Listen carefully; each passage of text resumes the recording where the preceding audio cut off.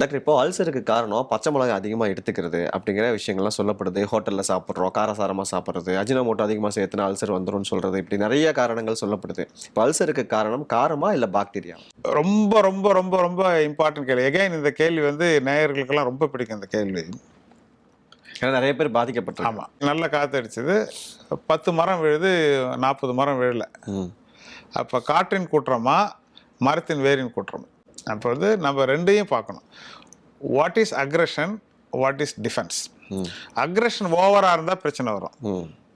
Aggression சுமாராக இருந்தாலும் defence வீக்காக இருந்தாலும் பிரச்சனை வரும். 2 பேருக்கு பச்சை மிளகா கொடுக்குறோம், ஒருத்தருக்கு அதிகமாக வருதுன்னாக்கா அப்போ அவருக்கு வந்து ஆல்ரெடி ஏதாவது வீக்னஸ் இருந்திருக்கலாம் அப்படின்றது என்னுடைய அனுமானம். சரி. இப்போ ஹெலிகோபாக்டர் பைலோரைன்னு ஒரு பாக்டீரியா இருக்குது.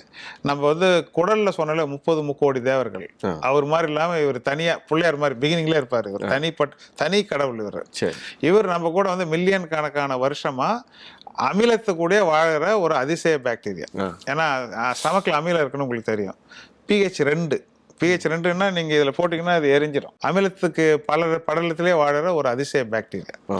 இது வந்து ஒரு 25-30 வருஷத்துக்கு இருக்கு உள்ள இருக்கு. ஆமாம். பிரையன் மார்ஷல் அப்படின்னு ஆஸ்திரேலிய மருத்துவர் வந்து இதுதான் அல்சருக்கான முக்கியமான காரணம்னு கண்டுபிடிச்சிருக்காங்க. இன்னைய நிலவரப்படி இந்தியாவில் 140 பேருக்கு கூட அந்த பாக்டீரியா இருக்கு. அப்போது இந்த பாக்டீரியா வந்து நம்ம கூட இருந்தனால நம்ம கூட வந்து ஒரு டைனமிக் ரிலேஷன்ஷிப். அப்போ அதுவும் வாழணும், நம்மளும் வாழணுன்றத. நம்ம வாழ்ந்துச்சுன்னாக்கா அது வேற இடம் தேடி இருப்போம் நம்ம இறந்தாக்கா, இல்லையா? அதனால நம்மளை அதிகமாக தொந்தரவு பண்ணுறதில்ல. பட் ஒரு சிலருக்கு அது வந்து கேஸ்ட்ரைட்டிஸ், ஸ்டமக் இரிட்டேட் பண்ணும். அந்த கேஸ்ட்ரைட்டிஸ்னால நிறையா பாதிப்பு இருக்குது.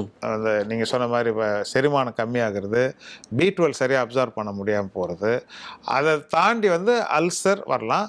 ரொம்ப ரொம்ப ரேராக ஜப்பான் போன்ற தேசங்களில் வந்து கேன்சரு கூட இது காரணமாக இருக்குன்னு சொல்கிறாங்க.